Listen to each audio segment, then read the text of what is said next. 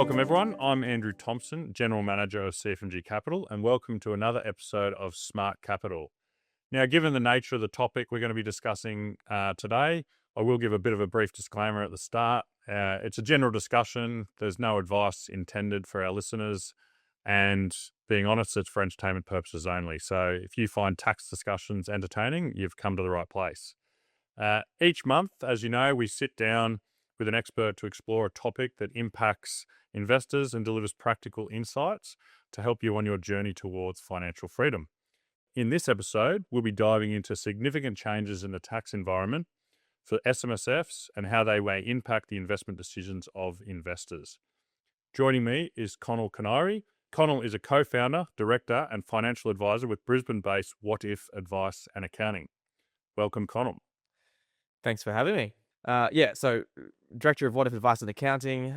We've got a bunch of financial advisors. We've got 70 advisors across our broader group. And to say the changes recently have caused a bit of a stir, I feel like the government's flipped the table on investors. So, yeah, very topical. And SMSF tax changes are generating a lot of discussion. Give us a really brief rundown of what's changed. Yes, there's a few different things. There's tax changes and then there's SMSF changes. So you'd almost have them separate. They've taken away a 50% CGT discount. They've taken away negative gearing on residential property, and they've taken away LRBA lending, so an ability for an SMSF to borrow funds. They've also thrown in a little bit extra tax for anybody inside SMSF who goes over the $3 million mark. So that's where that extra tax inside super comes from. And they've also done a bit of a number on your trusts. So they're talking about minimum taxes in family trusts and discretionary trusts. Of all the ones I've just mentioned, all of them are past law, but that last one, the trusts, they're still working it out. I think in the current state, there's potential for double taxing and issues with franking credits. That hasn't been sorted yet. The other ones, though, is elements we need to navigate. Yeah, I mean, I've seen, some of the stuff in the media. There's a bit of discussion. They're getting asked pretty reasonable questions, and the standard answer at the moment is we'll address it. Yeah. But how will you address it? Well, we don't know yet. Yeah. So, part of the question is which investors will be affected, but it sounds like almost everyone. Yeah, definitely on some way. And if nothing else, there's a lot of uncertainty. What should you do? I think, a couple of months ago, if you asked someone, where should you invest and how could you do it? The average person understood that you could set up a family trust to reduce tax, or the other average person knew that buying an investment property in super was an option. Now I think there's more than anything else, a lot of uncertainty. And I think we are seeing that reflected in the property market, and people are looking for answers, and the answers don't quite exist yet. Yeah, and there's a bit of an element, I guess, from some parts of politics that it's really demonizing tax minimization. It's not tax avoidance. People are just minimizing their tax, which is, everyone's goal in some way. Yep. We won't go back to Kerry Parker's quote, but, we know, there's no one wants to pay more tax if they don't have to. Yeah. But no matter how you structure it, if you're making money, you're paying tax. Correct. But trying to tax people to the eyeballs or paying double tax, it's not really a solution to. We're not even sure what problem they're trying to solve at the moment, other than a budgetary problem. Yeah, there seems to be this whole, hey, let's see if we can make life easier for first home buyers. And don't get me wrong, like, I'm a financial advisor. I've been an advisor for more than 10 years. When someone comes to us and says, hey, how do I buy my first property? It's like, okay, this is a problem and we need to come up with a solution. We immigrated from Ireland. When I was 2, my parents left Ireland because you had to go other places to find opportunity. There is an element of, hey, can you move cities, or can you buy somewhere else, or can you buy something cheaper? What the government has done with these tax changes, it's got the illusion of, hey, we're trying to help first-time buyers. I'm not sure how much of an impact it's going to have. There's going to be broader problems. I mean, I would argue it's almost having the opposite effect on first home buyers in some way, because one of the strategies for first home buyers has been, rent vesting, things like that. That option's essentially been taken away from it. Well, it hasn't been taken away, but it's a hell of a less attractive strategy as a rent vestor now if you're a first home buyer, where you need to live in a certain area for lifestyle reasons, professional reasons. You might buy an area you're not particularly wanting to live. You can't negative gear that property anymore unless you buy new. Yep. And as we know, CFMG Capital, we deliver nothing but new property. Mm-hmm. So the direct impact on what we do is not great. And when I say not great, it's not that it's not good. It's just it's not having a massive impact on what we do. But it's not. They might see it as driving people to new property, but really, in my experience in 25 years doing this, people are new buyers or they're not. Yeah. No change in tax law or change in it. People are attracted to new property, and some people aren't. Mhm. And there's, you're not going to move the needle much in that space. Yeah, I don't disagree. And talking about those changes, why do they change the 50% CGT discount to shares as well? So a lot of these young people are using shares to try to get into their first home, and that's now been affected as well. So anyway, Yeah, absolutely.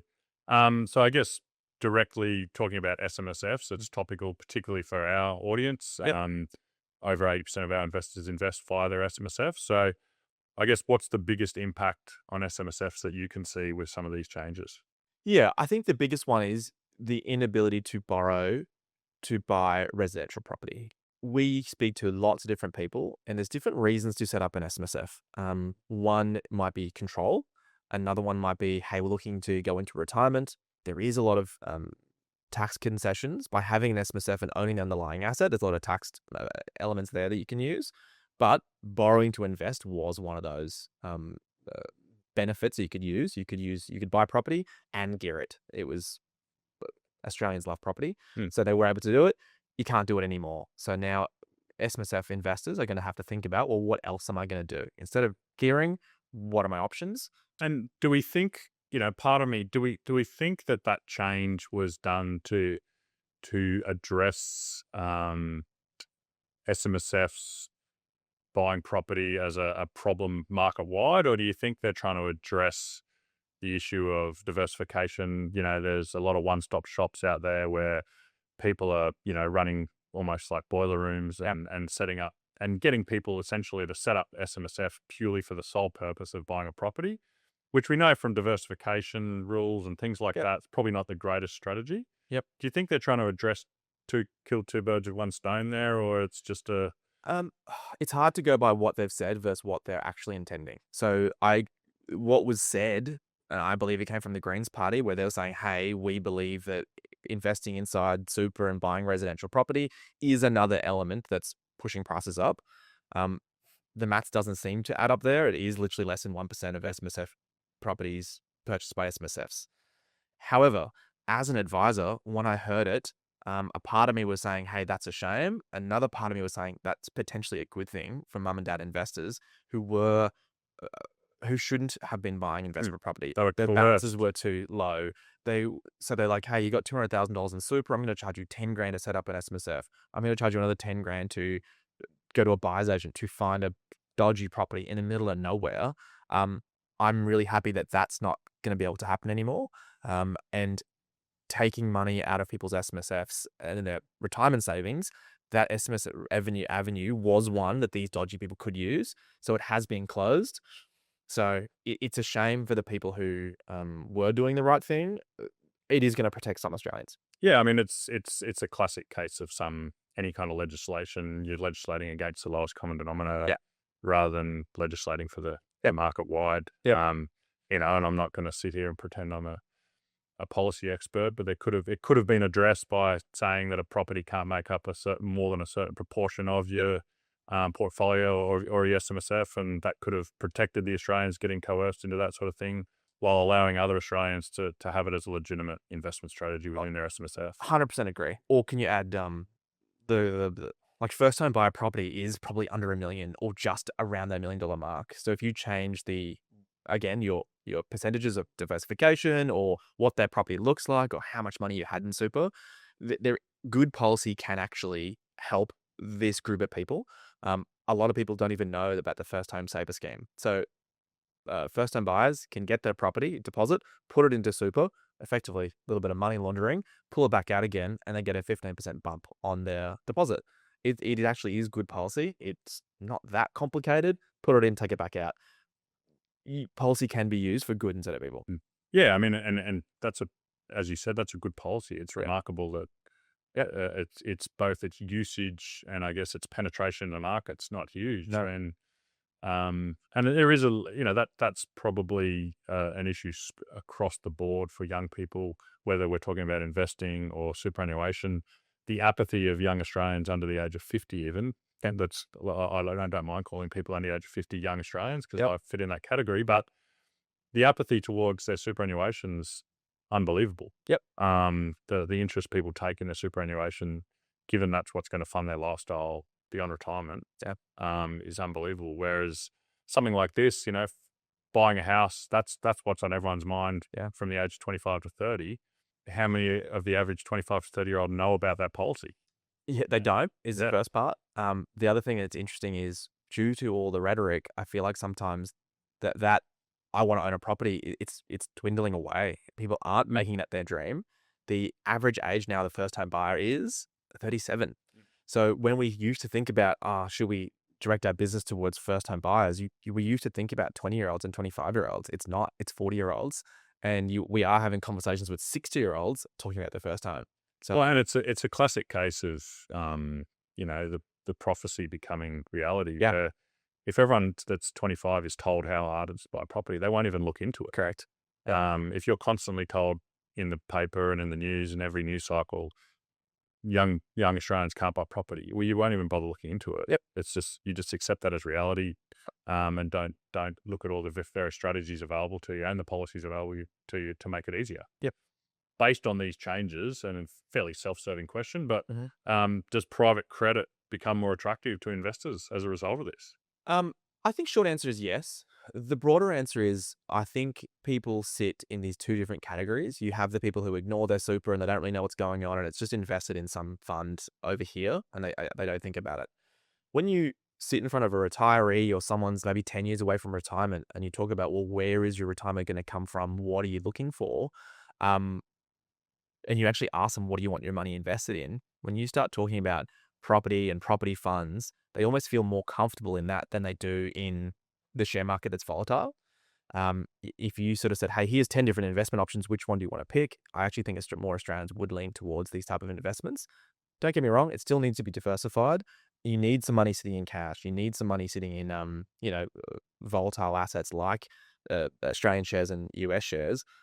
I find a lot of people I speak to don't know that these type of funds exist generally. So I think there's an additional education, but less volatile, more consistent returns can really help make up a really well diversified retirement plan. So certainly, I mean, we've been operating for 20 or close to 20 years now.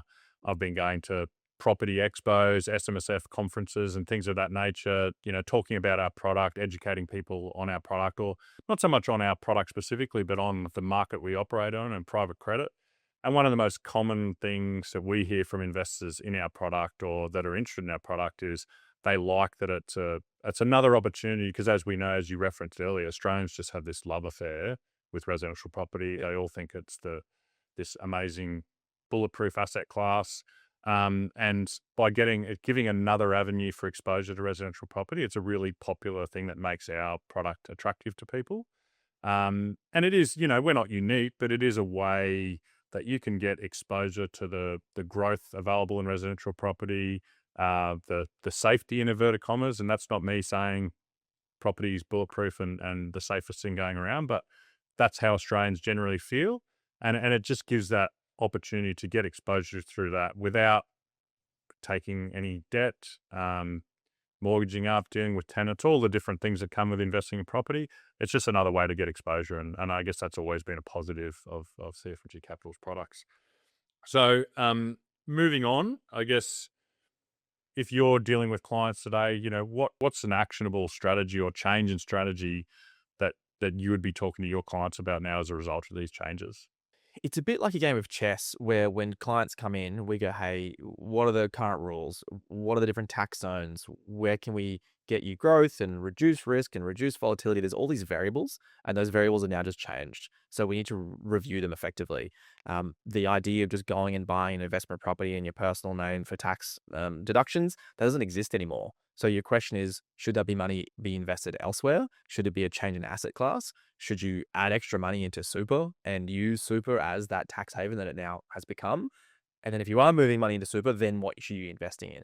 So some of those questions that we were We're always getting the same questions. I think the answers are now changing. Super Australians love property. A lot of Australians are hesitant when it comes to super. I feel like it's not until they're maybe 10 years away from retirement that they can kind of see that door that they go, great, now let's put more money into super. So potentially starting earlier, putting money into super is a good thing. Past Without getting into too much detail, past concessional contributions you can use for tax deductions. So if you do sell an asset and you've got a CGT bill, there are ways to mitigate it, put more money into super, invest in different ways. So the short answer is everyone's different. There isn't this one right answer. You should do X, Y, and Z. It really should be a broad look at your whole portfolio. What are your goals? What are you trying to achieve? What we're going to say to a 50-year-old who wants to retire in 15 years is very different to someone who's 64 and wants to retire in 1 year. The strategy is completely different. And now, unfortunately, maybe fortunately for us, but unfortunately for the average Australian, it's more complex. Yeah, I mean, I think probably the greatest challenge is, obviously making deductions or deductible contributions to your super is a really effective strategy. But with the cost of living crisis and the way household budgets are, it's pretty hard to convince anyone in that sort of family life, in that 25 to 50 age bracket, hey, take some money out of your spending money, put it in your super to save tax, but you're actually taking it out of your daily cash flow. So it's a hard thing to sell, despite the benefits being obvious. Yeah, I agree. Your average Australian's not going to just go, yeah, no worries, I'll take $1,000 a month out of my spending money, my basically my working wage, to benefit me in 30 years. I agree, which is kind of why you always need to be 10 years away for them to really go, oh, I can see that benefit. But the question could be, should you be paying off your mortgage or should you be investing it? Or now, should it be putting it to super? So there are these big questions. Debt recycling is going to be another big one where if you're trying to pay off your property sooner, can you debt recycle and use strategies outside super? And if you are going to do debt recycling, well, what asset class do you want to use for debt recycling? So something like an income fund where you're getting a more consistent income return may help do that maths on debt recycling easier than other things that are around. I mean, I guess the key in any policy change or legislation is just don't panic. I agree. I'm already seeing the spruikers and the Oh, they're one-stop panicking. shops. They're all out there. They're You've got to panicking. buy a property right now. Yep. The law's changing. Yep. You've got a month to do it. Yep. Go and buy a property. Yep. And we've had no more of doubt, that. no doubt people will fall for that. Yep. But if you weren't already thinking about it and you get convinced to do it in 30 days, Yeah. you're probably mad. Yeah. But if you're already sort of about to pull the trigger, then that would make a bit of sense that maybe you fast track pulling the trigger. Agreed. So because essentially, we don't know. There's a lot of rhetoric around that if there is a government change, a lot of this policy could be undone. So you make all these changes in panic, and then turn around and we go back to normal in inverted commas in 2 years' time.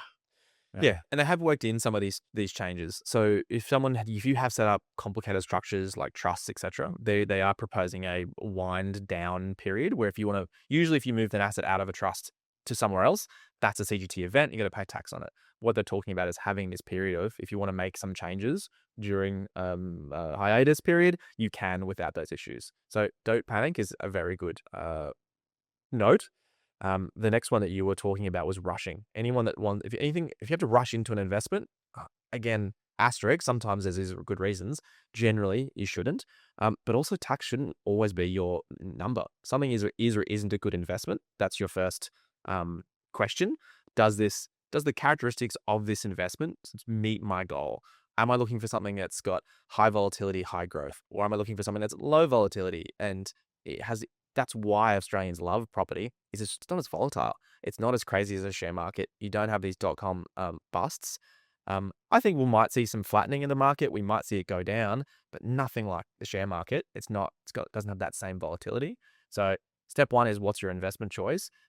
Who should own it and what tax should pay it? It should be a secondary question. So what I said before about, tax minimisation versus tax avoidance, certainly myself as an Australian taxpayer for many years now, my attitude's always been, I'd like to minimise my tax, but my overarching view has been, well, if I'm paying tax, well, I must be making money, so that's a good thing. Until, potentially they brought in the taxing on unrealized gains. Sometimes you might be paying tax when you're not making money, but Mm-hmm. hopefully those things don't come in. Of all the ones, I hope that one they don't doesn't come to fruition. That certainly puts my whole theory about you making money, Mhm. you're paying tax as a good thing, but we're not here to talk about that one. But I guess probably more related to your business or how the market's changing is this makes it really important, or how important do you think it makes it for professional advice during periods of uncertainty that we're in, policy uncertainty and legislative change? Advice becomes more important than ever. Yeah. That some Australians are proactive with their investments and they are looking for advice. And I think they already know that advice is valuable. So to those individuals, they will continue to seek out professionals and get professional, opinions and advice. I think there's another category of Australians who don't necessarily, um, they're a bit disconnected from their investments or their advisors, etc. You can see the noise that's in the media. You can see this conversation that we're having. These are big conversations. You want to try to get some of this stuff right. So if you haven't had advice before, maybe you should be looking at getting advice, and don't just throw your hands up and say, well, I can't buy that property, or, this doesn't make any sense, or I shouldn't have a trust, or I shouldn't ... That's not the case. There's so much opportunity out there. You just want to try to make the right decisions at the right time. And look, a lot of the narrative, and this is not we're not having a political discussion here, so it doesn't really matter who's made what policy, but a lot of the narrative around some of this policy change seems to be that they're trying to make it easier for young Australians to buy property. They're trying to almost remove investors because they feel like investors are the big bad people that are driving property growth, and really just trying to address things, make it easier for young people to buy property. That's the narrative because it's a popular narrative. Mhm. And I think both sides of politics are pushing that narrative that's something they're trying to address. And certainly as someone that's worked in the industry for 25 years, none of this will have any impact on that space. Property prices will have almost zero impact as a result of this. And the number one way to address property prices, property growth, and housing affordability is to increase supply. Yep, 100%. Right now, in our market and in the Australian property market, demand is outstripping supply 2 to 1, 3 to 1 in some cases. And while that sort of byplay is in play between supply and demand, you're not going to put any downward pressure on prices while demand exceeds supply. So whether that's, and I'm not going to get into migration, but whether that's impacting, migration is driving demand. And I'm not here to say that we should be reducing that or increasing that. But if we're going to have that many migrants, which I'm all for, to be honest, we need to increase supply some way because they will need It's a big somewhere to live. country. There's Yeah, plenty of there's room. plenty of space. We just, supply 100%. It's supply and demand. Is it that they need to change legislation and make it easier for people like you guys to do more developments, create more land, create more developments? So that's going to solve the supply problem.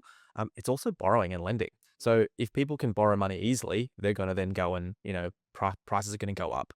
You want to buy a pen and you have $2, you can pay $2 for that pen. If I lend you $2 more, that pen now goes up in value to $4. Yeah.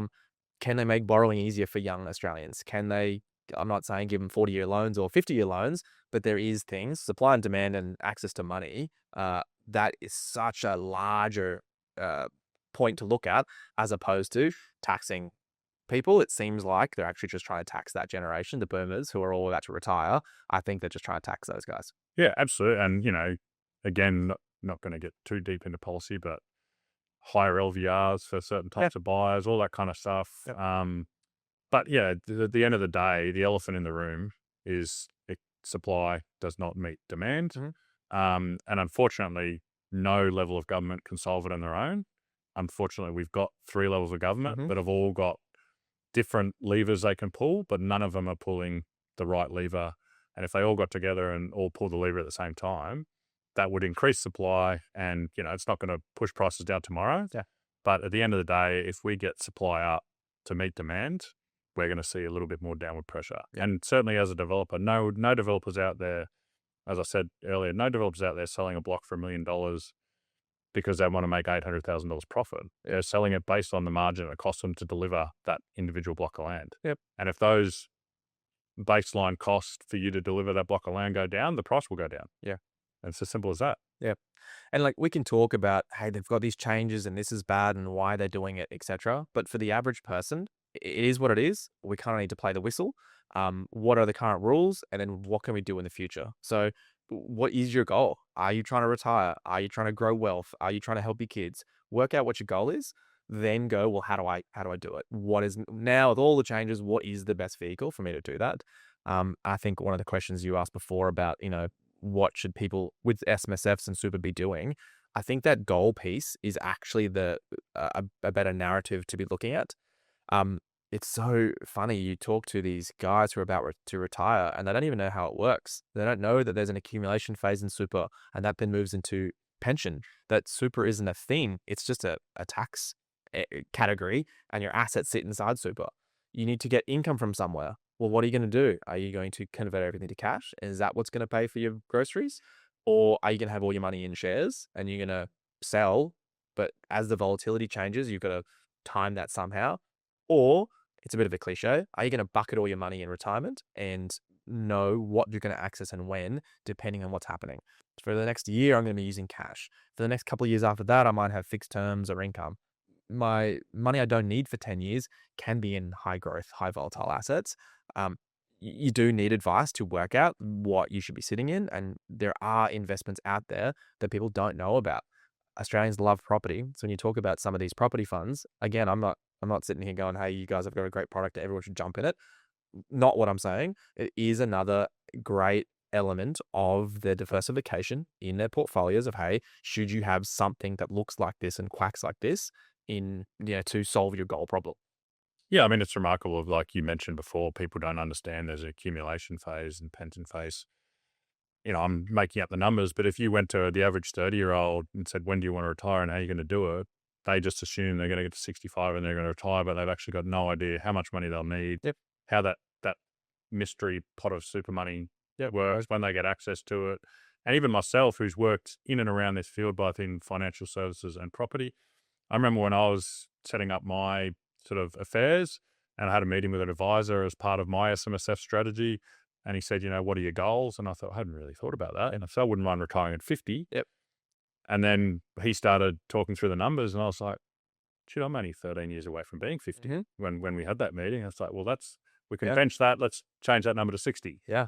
And we started moving forward from there. Yeah. But, I just, and not only that, if that's your goal, and there are probably lots of people saying, I'd like to retire earlier than 65 or 67. Yep. They don't realize they can't touch their super if they do that. They've got to have two strategies. One's post 67 and one, how am I going to fund my lifestyle in the 10 years prior to being able to touch the super? Yeah.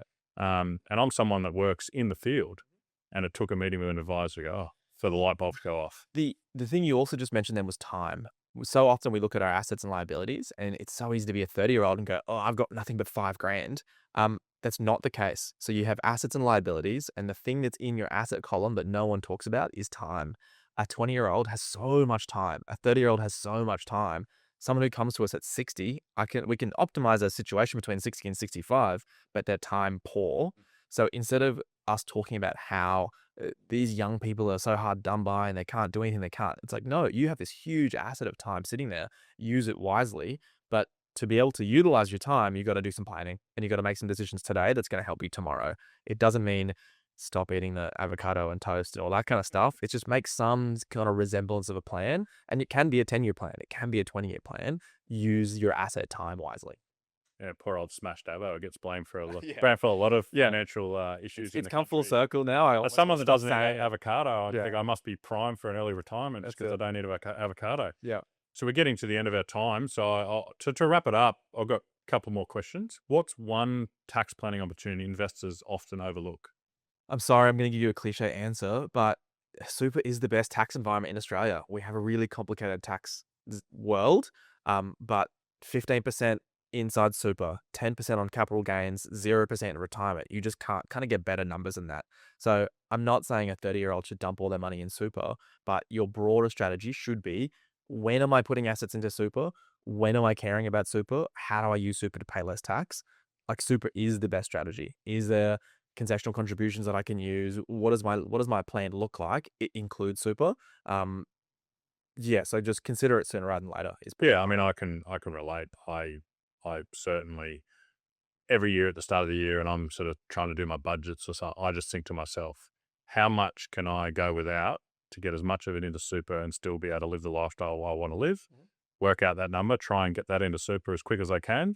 But at the end of the day, you've got school fees, you've got cost of living, Yep. you've got mortgages. So that number might go up and down every year. Yep. As the kids finish school, hopefully that number goes up. Yep. But that, I couldn't agree more. That's the question I ask myself every year. How much can I push into super while still being able to afford to live? Yeah, and it doesn't have to be X. It just has to be something. It has to be Yeah. a plan. What's the plan? I don't care if a client spends all of their money on everything and they have no savings, if that was the plan. If you have no plan and then you accidentally spend all your money, that's the problem. And the good thing is, if you say I'm going to do a salary sacrifice of $500 a month, and you get 6 months in and realize, oh, I don't think I can afford that. Yep. You can stop it on a dime. You can just stop doing it next week. Mhm. You're not committed to it forever. Yep. But it's a good strategy to use. And I guess so. To finish off, what's one prediction you might have for the next 12 months? I think we're going to see a lot of uncertainty. And I think with uncertainty probably comes a flat residential market, generally speaking. I can see that people are going to start getting interested in things maybe like commercial property. A lot of these changes were very directed at residential property. So people are going to find alternate ways to get into residential property, or they're going to look at commercial property. And I think that 12 months on, it's just all going to be, we're just going to get over it. We're going to move on and life's going to get back to the way it was. It's been great having Conaill here. Thanks for having me. I think it's been a really interesting discussion, and I think probably the number one thing that we can take out of that is there is a fair level of uncertainty. Yeah. And sometimes with uncertainty comes inaction. So my advice, and I'm happy to give this advice, is make sure you go and talk to an advisor. Yep. Agreed. Perfect. Thanks Thanks, for mate. coming.